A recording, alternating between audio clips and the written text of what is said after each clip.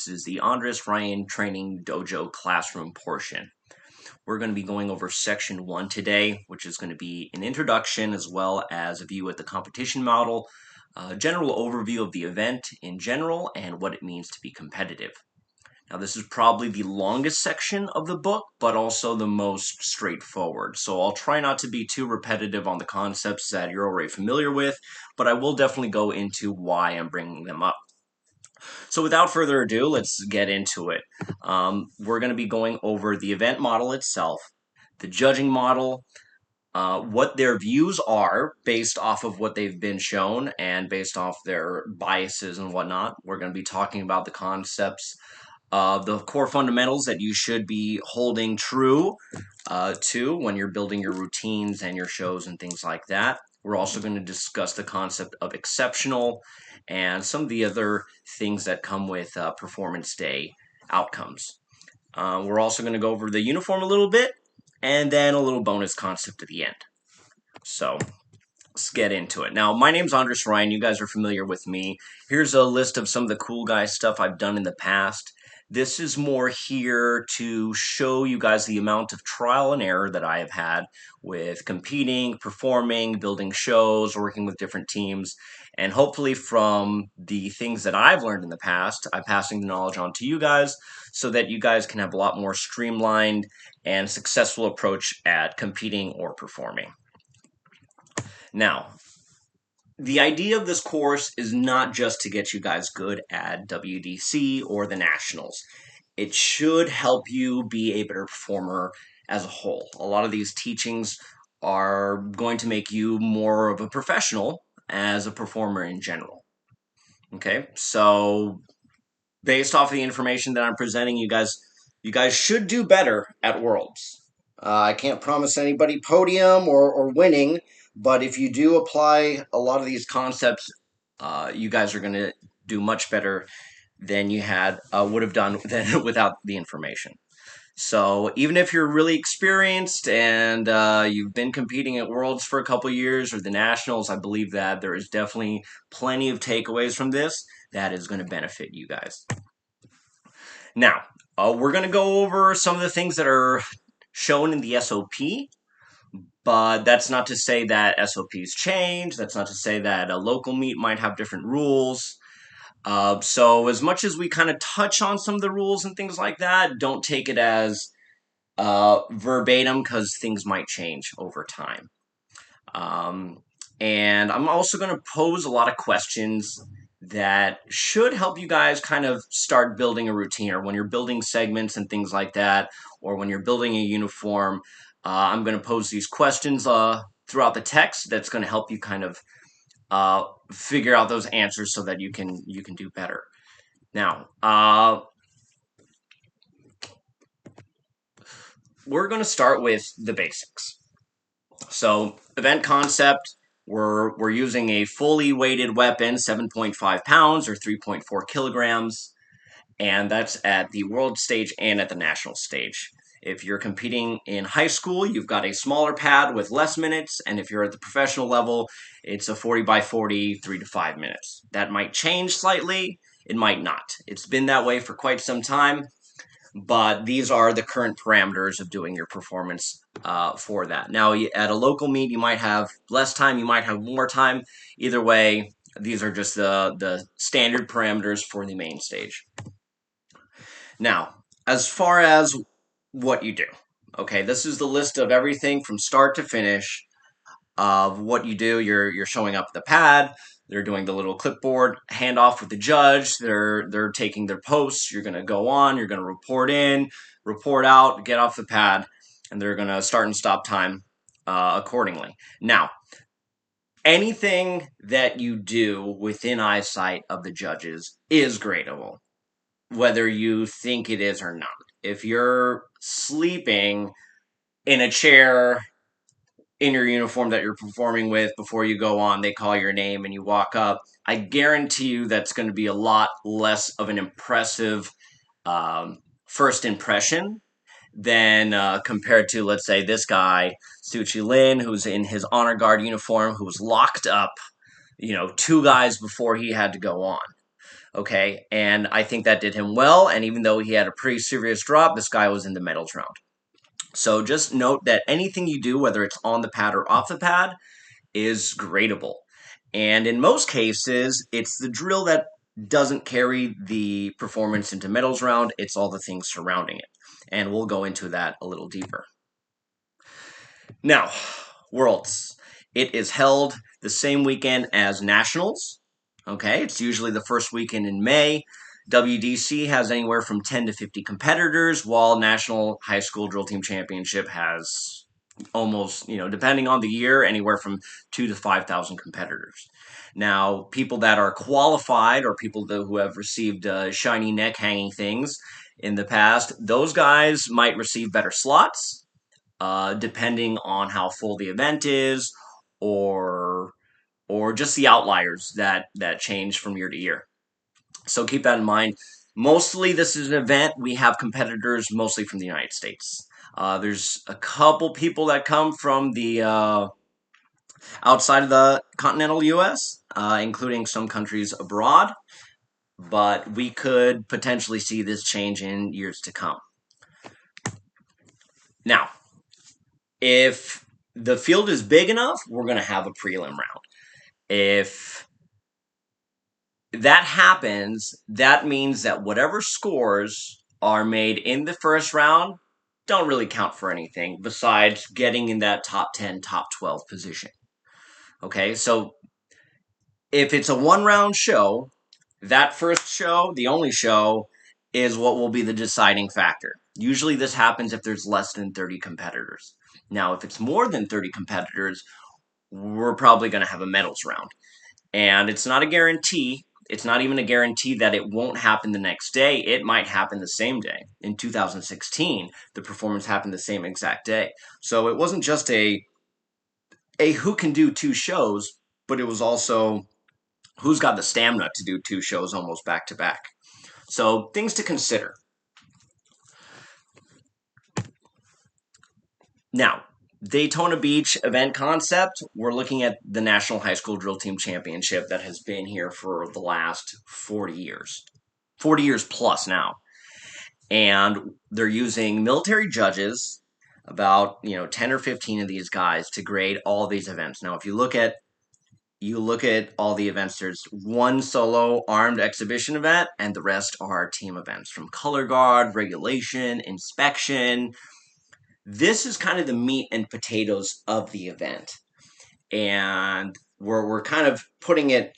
Just look at the amount of people involved in each of these events, and how many times they're doing something like inspection or regulation, versus how much they're doing exhibition. It's a very big chunk of it that is the military concept, not just the exhibition artistic phase.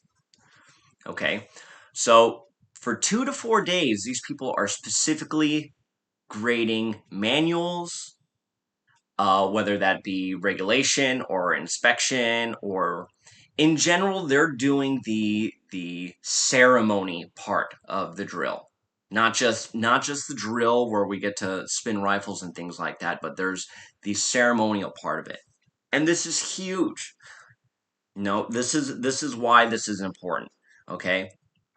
While the world champion maintains as an exhibition event with no handbook or regulations, uh, exhibition movements that appear to be regulation movements performed wrong can still receive a generally negative response. Okay, so if you're doing something that kind of looks like a right shoulder, but your elbow's not tucked in, it's not to your side, you can still get negative points. I've been competing at Worlds before, and my feet were together, and that's how it was taught as an honor guard, for my feet to be together like that. But I was so new that I wasn't really using that stance appropriately. I wasn't doing a lot of clicks where my feet look like they were specifically trying to be at touching and parallel with one another. So to the judges, they saw, oh, your feet aren't at 45. I did not give them enough cues that I was doing it very intentionally.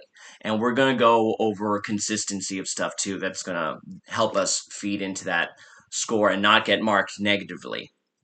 Okay? So this is the premise of the event. Okay, your judges are going to base their biases off of all this stuff. Okay, let's look at the the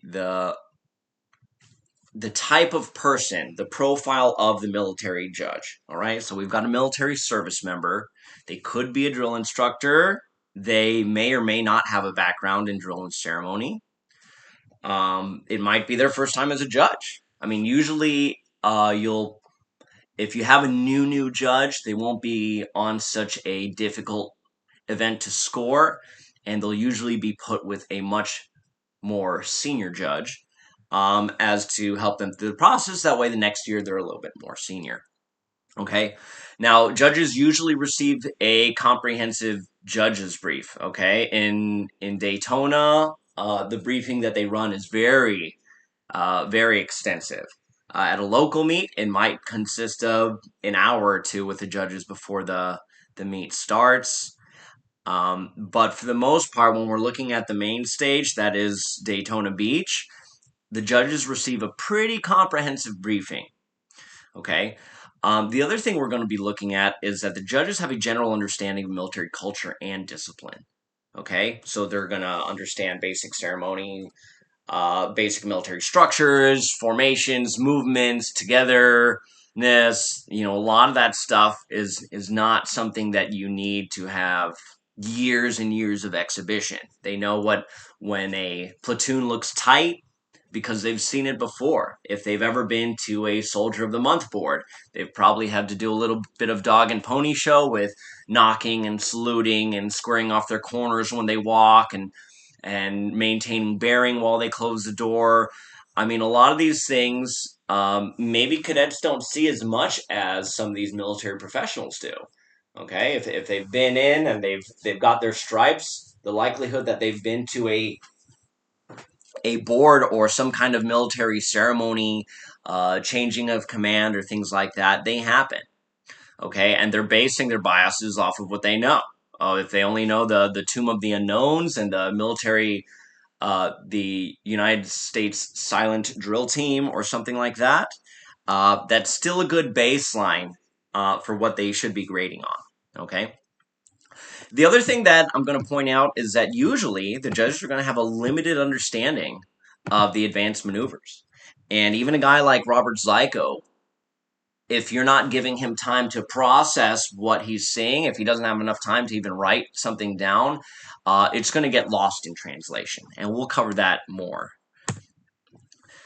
So, we've gone over what the judges are thinking, okay, and where they're coming from. So, what should our goals be in regards to the judges, okay? So, drillers should be somewhat focused on not alienating their audience. Don't make this difficult for them, okay? This is something that should be very straightforward for them to understand what's going on. If you're doing a lot of side spins that they don't understand and you're going into another thing, don't be mad that they didn't understand it. You need to spell things out pretty clearly for people. Okay. And the other thing we should not focus on is having how well the judge is trained to understand the difficulty of specific sequences and maneuvers. Okay.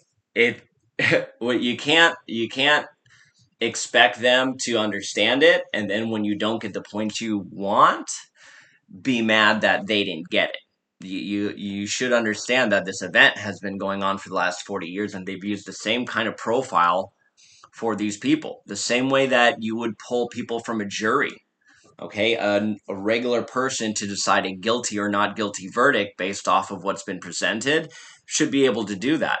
And the judging corps kind of serves like a military jury to basically pick the winners of that day. Okay, so the important takeaway from this is as a driller, you should be creating a show that makes sense and is relatable in a way where the onlooker of any age, race, sex, or background should be able to decipher what is a better constructed show based on what you've presented. Okay, so you should be trying to make a show that even grandma enjoys. Okay, if you make a show and there's too much marching and there's too much porting and shoulder arms, the grandma will be like, well, this is a little boring.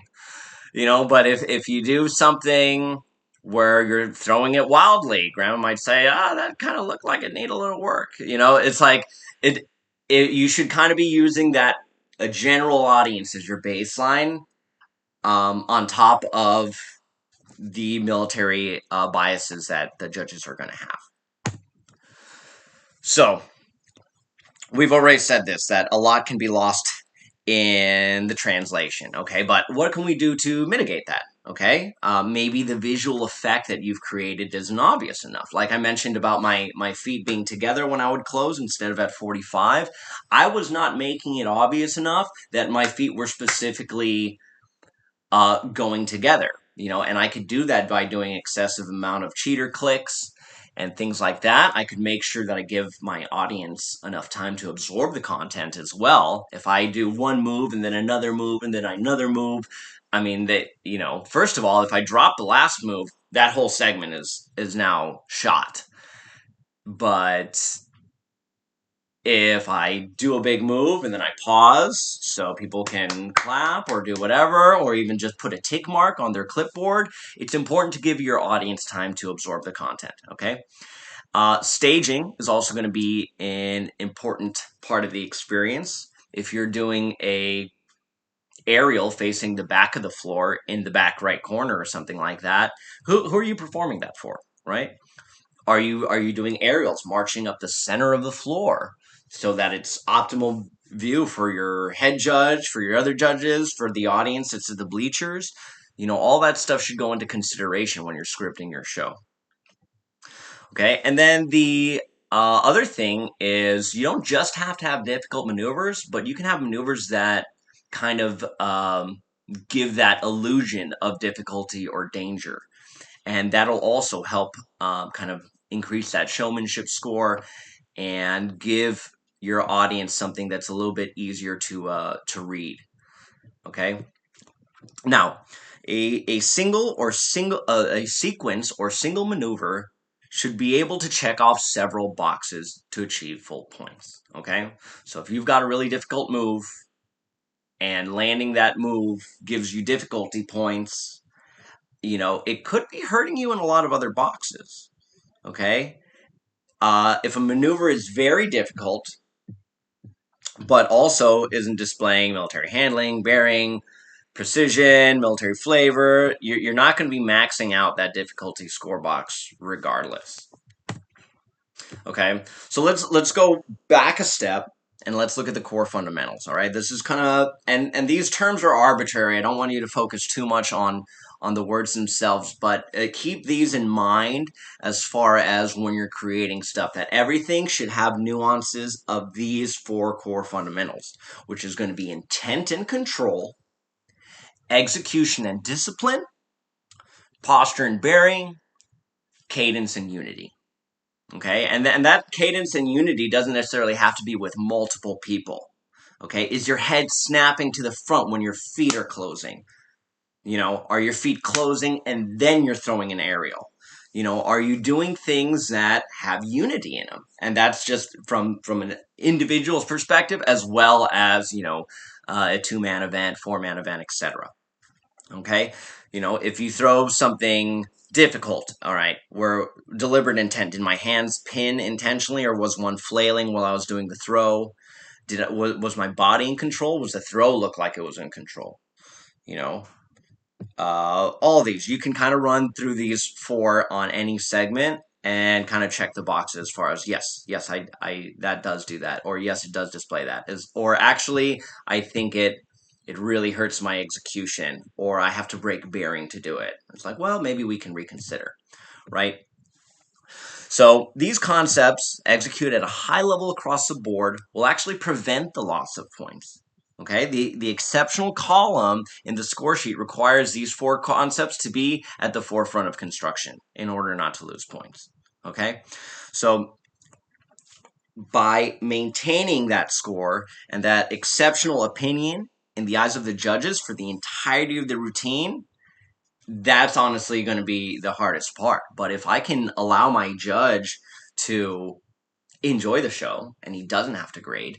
The second I break bearing, I gotta take something down here, do something like that. If you watch when Chester Centino won Worlds in 2008, you can just see it. The judges are kind of just watching the show. They're not gigging him because he's not getting any gigs.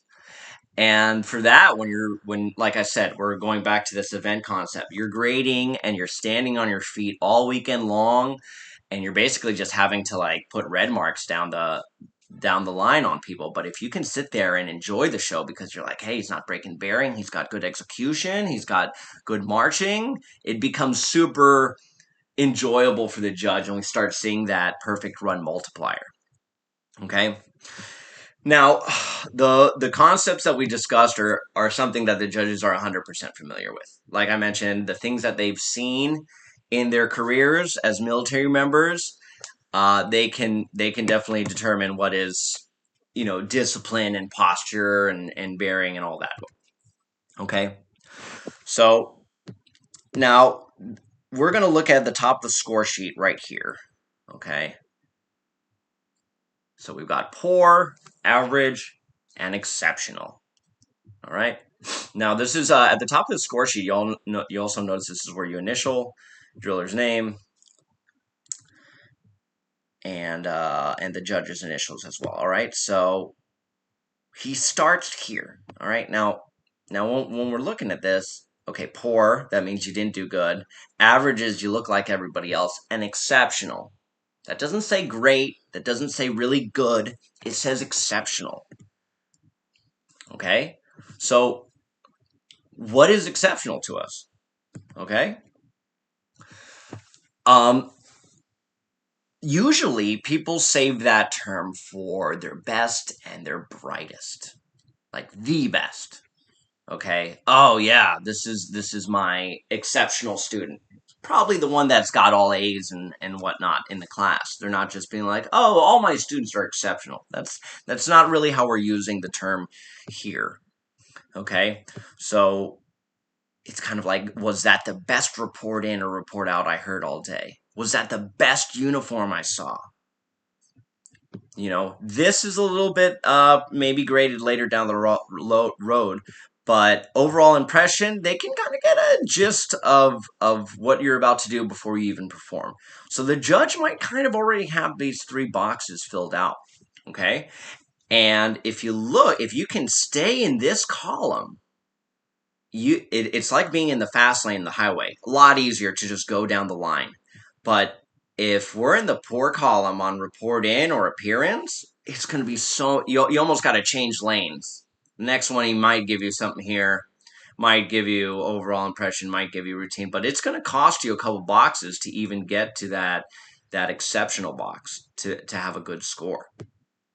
Okay. Now, when we're looking at the core fundamentals to apply the exceptionalness to, okay, these are some questions that you can ask yourself that's going to help you improve that segment. Okay, did I have to sacrifice a box in order to execute that? Okay, is there a way to potentially not sacrifice something and keep the maneuver in there? Or could you possibly even add something stylistic that could like hide the nuance? Maybe you do a little bit of posture break, but maybe going down to the knee. That allows you to not bend your back, and then you can actually execute it nicely. So these are some ways that we can help kind of stay in that exceptional lane and not just give an average maneuver that could affect the rest of the boxes down the line. Okay. Now, here's some great questions also to feed onto that exceptional. Was your uniform the best looking and fitting that day? Did you have the tightest haircut? Were you the loudest for your report in, or were you the most proud? Was your interaction with the judge? Did you give them the impression that you are the most squared away person at the end of the event? Okay, all these things are going to matter. If you're not impressing them right off these, you're not going to get that exceptional box. You're going to be average. They've got 40, let's say 40 shows to look at that are just for this event. and you got to look good. You got to look better than the other guys in the crowd. You can't just put on the uniform like everybody else and expect to be hitting that exceptional box. Okay, so breaking the exceptional component down into a more literal and tangible grade dynamic across the board is going to help you as a driller maximize it. All right. Uh, these are other concepts that people use to help capture that exceptional component. One is T-form. This is something that the Hawaiians have brought into our repertoire, which is basically your upper body is like a T. So if you're having to break T-form, then you're probably sacrificing the exceptional. If you can perform whatever maneuver you want to while maintaining that T form, it's going to work to your advantage. Same thing goes with the position of attention. Okay, position of attention is usually reserved for ceremonies. You know, if there's a changing of command and they're handing the guide on from the first sergeant to the next commander, whatever it may be, they're at position of attention. Military ceremonies are at attention. Usually, the position of parade rest is saved when you're resting or someone has got a speech. Okay, so while a wide stance might provide you more stability for a throw or something, you really want to try to stay away from those positions if you want to be exuding really good bearing, posture, military flavor, all of this. The position of attention in general is going to uh, give you a better nuance that they might not be able to put their finger on it, but these, I'm kind of outlining it here so you can kind of see why that's like that. Why do you get more points for the position of attention? Well, because drill and ceremony happens at the position of attention. All commands are done at attention. It seems pretty straightforward, but I think a lot of people get focused on their show itself and they kind of lose sight of the traditions of the event. Okay, now I discussed the perfect score or the perfect run multiplier earlier, but we're kind of gonna go into it again. Okay, but if you do a routine that is flawless, and I'm talking about you could take out all the crazy moves. You still have all the showmanship. You still have all the sharp movements and whatnot. Okay, if you do all that, and maybe your most difficult thing is a triple, you're still gonna carry appearance, military flavor, precision, bearing, marching, weapon handling, overall impression. You might get gigged on it being simple, but how many boxes is that in comparison? Okay, so this helps max out a lot of boxes that the judge is going to run into before they get to that box that says difficulty. They're going to hit 6 other boxes before they hit a difficulty box. Okay, if you're not batting exceptional on those, it's going to be a lot more difficult for him to or her to give you that exceptional grade in that one. Okay, so let's say a routine that does max out on difficulty and variety could have a negative effect because you might be sacrificing military flavor because you're doing something nuts. You might be sacrificing precision because you had to throw a 7, so you had to drop your shoulder and this and that. You might be focusing on the move and not how you're walking, and it might look like you're just walking and not marching. So there's a lot of boxes that could get negatively affected, and we're going to try to prevent that from happening when we're doing our building of routine and whatnot. Okay, but at the end of the day, you should be outweighing the benefits of putting a difficult maneuver in to a show. Is it worth it? Is it actually taking away from it? If you have a perfectly super clean show and then you want to do this really difficult move because it's super cool, but it kind of takes away from the rigidity of it. It's like if the sergeant of the guard at the Tomb of the Unknowns does his whole cool inspection thing, and everything's sharp and bam, bam, bam, flawless. And then he's like, "Well, I know how to do exhibition," and does a crummy triple, and then it looks weird when he catches it and whatnot. And it's just like, well, that wasn't necessary at all. So you want to try and you keep that ambience of being locked up and being squared away. That's ultimately gonna help you more than hurt you. Okay, y'all should be weighing these kind of benefits and and negative effects before you consider doing a maneuver in a show. So, show day. Okay, what are things that could happen? Performance day outliers, I like to call them. Now, these are things that happen on show day. They have nothing to do with your training and whatnot. There's the order of march. Now, there's been highly qualified in the past, qualified and open. Usually maintains that just an open class and qualified, which is, have you competed at the event before or are you new? Versus, do you have a medal from this event? And usually the qualified group will be anybody who's gotten a medal from the event. That's first, second, or third. That being said, these people are going to go towards the end of the pool, and these people are going to go towards the beginning. Why is that important? Well, there's this little thing called score inflation. The larger the pool, the larger this is going to be.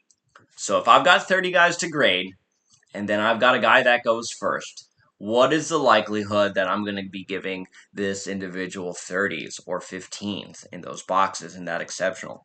It's going to be a lot less likely, because if this is the worst performance I see all day, I'm not leaving myself any room to grade there. Now, if someone, I mean, we've seen guys like Adam Jube go first and throw a septarial. And I believe he was able to get all the way up to seventh place, but it still wasn't enough. So being a qualified competitor helps. Sometimes there's drill events throughout the season that allow you to go for one of these qualified spots.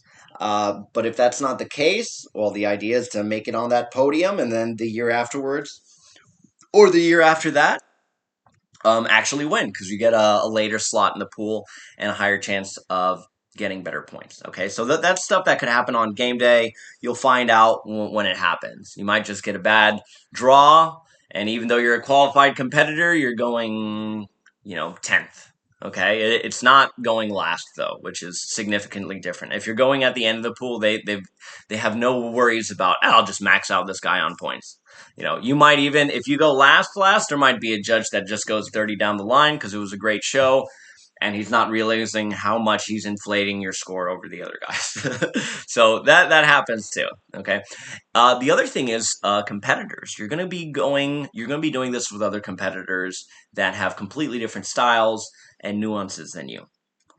So let's say you are a very strong driller and you have lots of hard manuals and hard catches and things like that, and you go after a guy that is very flowy and kind of loose with his things, that you're probably going to get a little boosted on your precision score because of the stark difference between the last routine and what just went on. Or if someone really good goes on before you and you're kind of new, they might lowball you because you were nowhere near the last guy, and I barely gave that guy in the exceptional box. So things happen on performance day, which could significantly affect how the results go down. And then the other thing is divine intervention, or as I like to call it, literally anything else. Okay, lots of things happen. Okay, maybe you have a ribbon rack on your uniform and one of the little damage falls off mid-show, and now you've got a ribbon rack hanging off of your uniform for 3 minutes. It's so hard for the judge to not just hyper focus on something that's blaringly out of place. Okay, I mean, even let's say you're putting on your shirt for the event and you're like, I'm gonna wait till the last minute, and you're kind of rushing, and then you put a button on too fast or something like that, and then it flies off the shirt. And wow, now you got to go on and perform missing a button. Or you put a safety pin through that and they see it in the inspection or whatever it may be. Understand that things happen on show day. So some things are out of our control, and if they are out of our control, do we have things in place to alleviate that? Do you have an extra shirt on standby?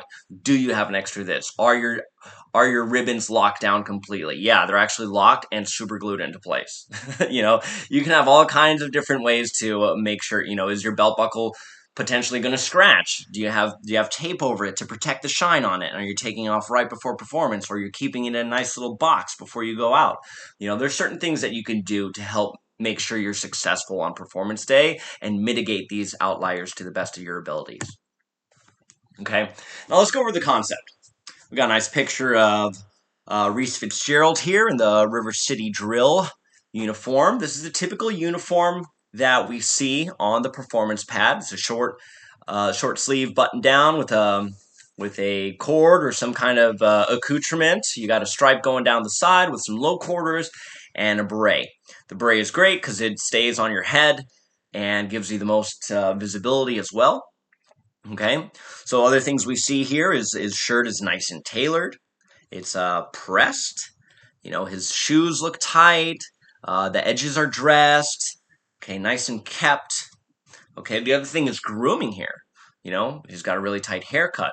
If he's doing this maneuver here, are his fingernails dirty? Does he have bad breath? Can the judge see, smell that? All this comes into play. It's not just if you're from a JROTC where you kind of threw on the uniform and then you went out there and performed. Consider the following. There is so many things that you can do to make yourself look cleaner and tighter and more upkept. Now, I have a uniform checklist and kind of like a quick reference guide in the curriculum if you guys want to check that out. But here's also just, quick glance at things that you can do to your uniform to make it look better. You can get things tailored and you can clean them very nicely. And you can keep the pants firmly creased until performance. Once your pants go on, you can prevent from sitting down to make sure that you don't get any wrinkles. If you're sitting down and it's, let's also take in the other thing, which is you're in Daytona and it's humid. So the humidity's working against whatever creases you put in your uniform. If you polish your shoes, maybe the humidity is also putting a bit of cloudiness on the shoes that you did. So not just putting these things together, but also having ways to kind of upkeep that for the show. If you have to go on later in the day, you may have shaved in the morning, but maybe you don't realize that now you're going on at 4 p.m. and you got a 5 o'clock shadow already. Maybe you're sweating profusely and you smell. I wouldn't say go out there smelling like cologne, but you should smell clean and you shouldn't smell funky. Okay, you should have good breath when you talk to the judge. You should have good. They're gonna watch you sign the clipboard. They'll probably get a good glance at your fingernails. So the other thing is that you're in Daytona as well, so people are going to go out to the beach and not going to use sunscreen because they're not used to it, or they've been in Illinois, wherever they may be, and now they're going on looking like a tomato on the performance floor. So how you look and your appearance, like I said, it's one of the first graded boxes. It's something to consider. This needs to be tight. This needs to be super tight if you want to try to get those points maxed out. Okay, things we can do to tailor our uniform. We could bring in the sides. We could even bring in the sleeves a little bit. Still want to give ourselves a little bit of room, but you shouldn't be tucking massive flaps of fabric behind you. Even though you can do that, you probably just want a uniform that fits you, like it was made for you. It should kind of look like that. Okay, the other thing is on the pants, because we've got that the crease. See, these are naturally just going to have a single break or double break in the pants, but you're going to be better off if you tailor these pants so that it's 2 inches lower in the back than the front, so that this crease is nice and straight, and this is as well. So you only have, let's say, 1 break in the pants instead of 2 or 3, or high waters or something like that. Now, let's just go over everything real quick. If you want to win, you're expected to do these things. All right, you pay your fee, you build a routine, you have a uniform that is going to look nice. You're going to wear that uniform well. Okay. If you want to get one of those later spots and have a higher chance of placing on that podium, try to qualify if you can.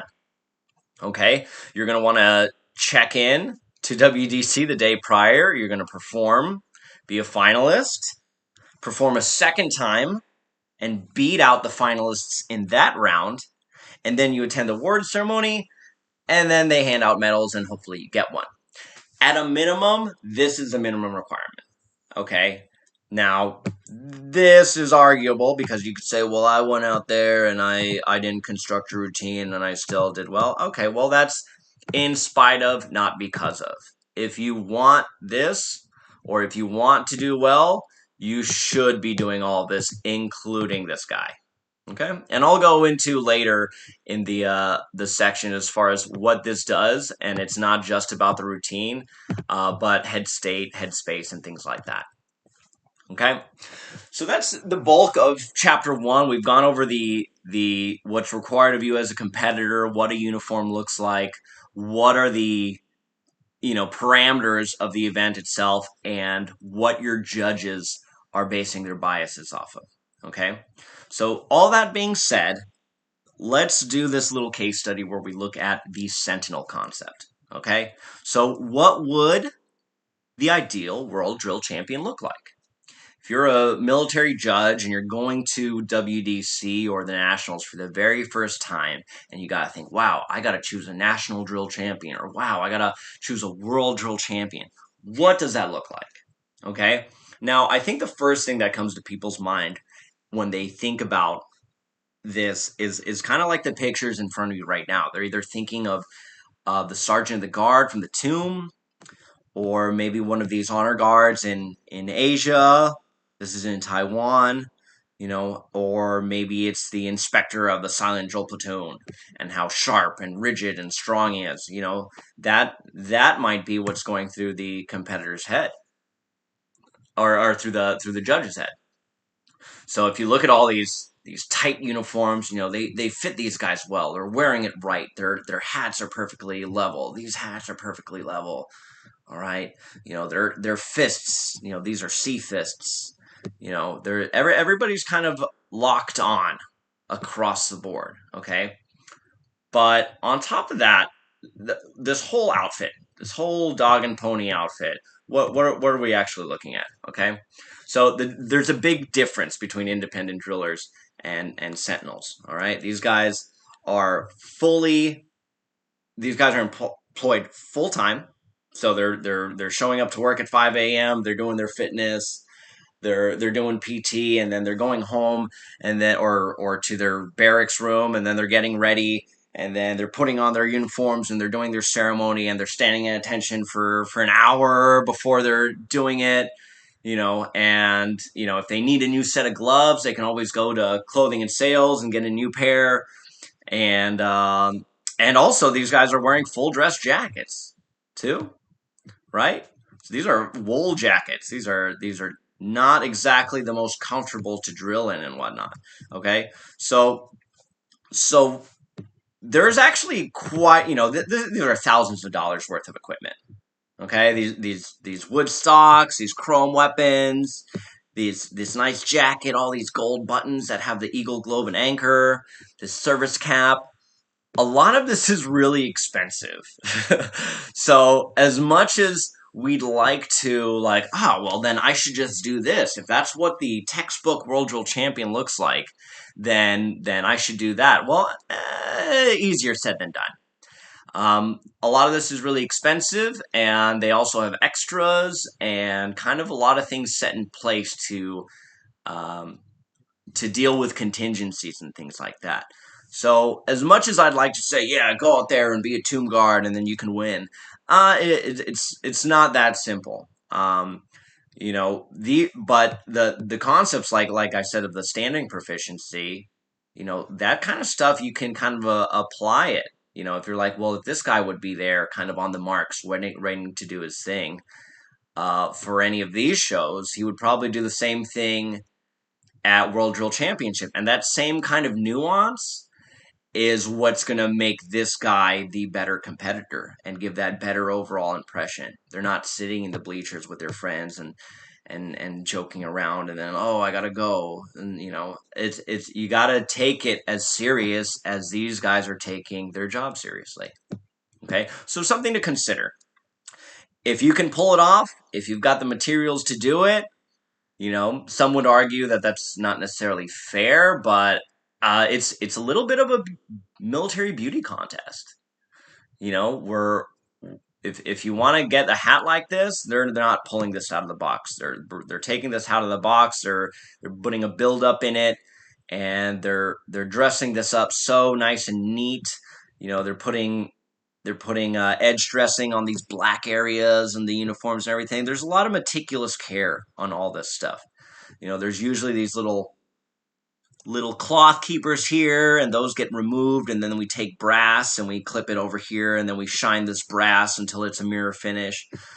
So there's a lot of work that goes into it, which at the end of the day you could argue makes you a more confident competitor. If I know I put 8 hours into my shoes and 12 hours into my weapon, and my brass looks really shiny because I hand polished it, great. My chin is going to be held up so much higher on competition day because I know I put in hundreds of hours into this uniform or this weapon or whatever it may be. Okay, instead of just having material that's expensive and I'm going to pay someone to do my shoes and this and that. It doesn't. It does. Your confidence and the way you carry that is going to be completely different than this guy who actually did do all the legwork to make sure that this uniform looked as good as it did. So these are just a bunch of loaded questions to make you guys think about. Okay, if they've never done WDC or have heard of it and they're judging it now, what are they probably thinking about as what a world drill champion looks like? And your attempt should be to try to show them what a world drill champion looks like, and it should embody some of this stuff, but it should also have some of this hip, cool, new stuff that students are doing. All right, so as a review, we've gone over who I am and what this course is going to cover, the format of the competition, the judges, and everything that they're going to be thinking, their fundamentals, how the score sheet is built. And in section 2, we're going to go even deeper into the score sheet, but we just covered that final column, that exceptional column that we're going to try to capture as drillers and competitors. And then we went over the uniform, and then also the Sentinel concept as well. Now, you should have reviewed all this stuff in your book already. This is just kind of a nice way for me to kind of state it to you guys. So if you're not such a good reader, maybe this is a better way for you to learn. If you guys have any questions, though, on anything, feel free to reach out to me. Now, that brings us to our first assignment, or exercise, you could call it. Which is basically going to be a sling exam. Now, some of you guys already have a green sling or a blue sling or a maroon sling or something like that. But what's great about the sling exam is that it allows us to test ourselves against something that isn't a competition, where there is subjective grading and there's a ton of outliers and variables that are not exactly a good depiction of who we are as drill professionals.